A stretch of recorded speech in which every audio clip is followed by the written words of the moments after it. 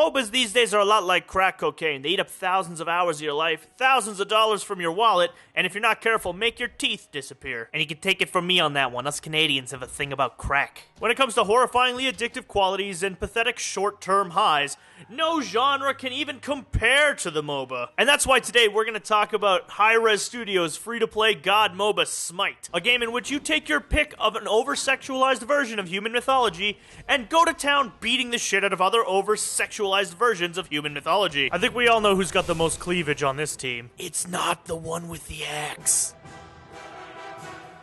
When you break it down to brass tacks, Smite is a pretty classical MOBA in every sense. You fight baddies, kill minions to get golden experience points to level up, use that gold to buy equipment which you use to beat the shit out of other players in an attempt to siege their base with your minions and eventually destroy their core. The big thing that sets Smite apart from its peers in the MOBA genre is that it forgoes the top-down isometric camera view for an over-the-shoulder brawler third-person style, which actually feels fairly different and works out pretty well in the game's favor. This shift in perspective really affects how you go through the game as a whole. You're getting less information on the screen because your camera is locked to your character, so you have to be more aware of things like your mini-map and wards and things like that. It provides a whole new feeling for how you play these games. The third-person perspective mixed with the speed and intensity of combat can lead to some much more fun engagements and teamfights, but it can also lead to situations where I have no idea what's going on. This sort of hectic combat can be fairly overwhelming to a new player, but I found it very fun. There's a lot of engaging stuff going on. Fights are very vivid and intense, and that's really cool. You get to blow people up, and all blowing people up. The game is also played through a number of different modes, such as an arena deathmatch mode, where you have to deplete the enemy team's tickets.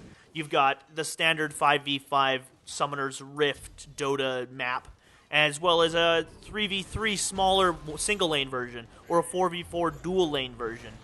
There's a lot of cool variety within these modes, and though they're all built on the same bones, having these options is actually rather nice. It does sometimes mean somewhat slightly longer queue times as there's so many different choices to go through, but it's nothing major. I never was in queue for more than about 2 minutes. And the character design is fairly unique. Most of the characters do look good, if a little bit over the top in some cases, and all of their abilities feel correct and really nice within the theme of that character, which fits really well within their mythological role. This is all, of course, ridiculously over the top, as some of the writing will attest. This'll help. Who says I'm sharing with you? But all in all, most of the characters that I played felt really solid and fun, and interesting. There's cool stuff about all of them to find out and master. But of course, any conversation about unlockable characters in a game is inevitably going to lead us to the most important part of any free-to-play title, the free-to-play system upon which it is built. There's two currencies within the free-to-play system that we utilize. One, of course, you earn through gaming, and one you have to pay for. You use these two currencies to unlock characters or skins or anything like that. And one thing that I do really like about Smite so far, you can use the currency you earn in-game to unlock cosmetic upgrades like skins. Something you don't really see that often in other MOBAs. Pretty much every other MOBA you actually have to pay money for cosmetics, which is nice to see that you're giving other people the opportunity to earn these cosmetic items. Although they do generally cost more of the earned currency than the character themselves. Although you do earn this currency at a fairly good tick. The other thing I really like about Smite's free-to-play system is the ability to rent a character for a couple of days for a much lower amount of the in-game currency. Hell, that amount you could earn probably in 1 or 2 games, you can rent a champion for 24 hours. That's really awesome, especially if you're looking to put actual money into the game. You can try out a character before you actually buy them. Now, you can't do this for all characters. There are some of the newer characters you can't rent right when they come out, and that's kind of understandable, I get it. But this system is really cool. The ability to test out a champion in games, like in actual games, without having to actually put up very much in-game currency or any money to do so. That's awesome. 2 thumbs up right there, Smite. So to throw all that together, I really enjoyed my time with Smite, and in fact I'm probably going to continue playing it on and off for a little while now.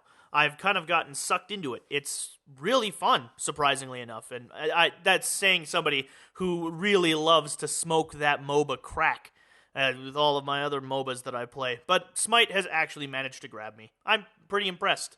And it's coming out for the Xbox, so even more people can come in and then cross-play, and it'll be great. Besides a few very minor nitpicks, Smite is definitely something worth trying out, if at least a few times. It's a good game, and I definitely would recommend it for anybody who enjoys MOBAs, or third-person brawlers, or anything like that. Or, enormous bounding baps. Oh hey, I didn't see you there. I was too busy being totally badass at Smite. Thank you very much for watching my video today. I'm very grateful. I always appreciate when people watch these. If you enjoyed this, please like, subscribe, or all that stuff. And if you have anything to say, I would love to hear from you in the comments. I have an incredibly boring Twitter account if you're interested in, well, you can go click that button down at the bottom. It'll take you right to it at the Orange Hatter. Good way to find out when videos are coming, or when I just have something within 140 characters to say. If you want more, I've got a couple of annotations here for other games that I've talked about in the recent past. But otherwise, thank you again for watching. I hope that you all have a great one.